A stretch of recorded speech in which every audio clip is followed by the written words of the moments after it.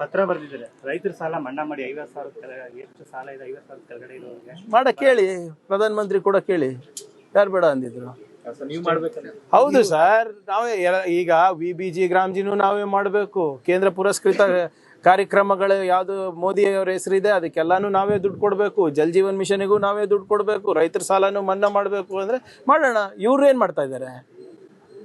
What is the state governments responsibility versus the central governments responsibility?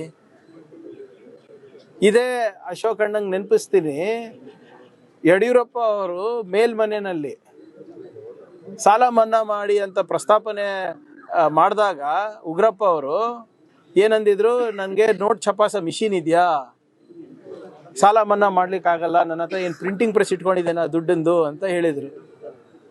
ಅವಾಗ ಅವ್ರದ್ದೇ ಸರ್ಕಾರ ಇತ್ತಲ್ಲ. ಭಾಳ ಸ್ಪಷ್ಟವಾಗಿ ಮುಖ್ಯಮಂತ್ರಿಗಳು ಏನು ಹೇಳಿದ್ದಾರೆ, ಇನ್ನು ಈಗ ಗ್ರೌಂಡ್ ಟ್ರೂತಿಂಗ್ ಆಗಬೇಕು, ವರದಿಗಳನ್ನು ಸಲ್ಲಿಸಬೇಕು, ದತ್ತಾಂಶಗಳು ಬರಬೇಕು, ಅದಾದ್ಮೇಲೆ ನಾವು ನೋಡ್ತೀವಿ.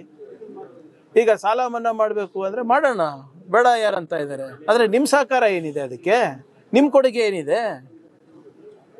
ಕೇಂದ್ರ ಸರ್ಕಾರದವರು ಮತ್ತು ನಿಮ್ಮ MP ಗಳೆಲ್ಲ ಏನು ಮಾಡ್ತಾ ಇದ್ದಾರೆ?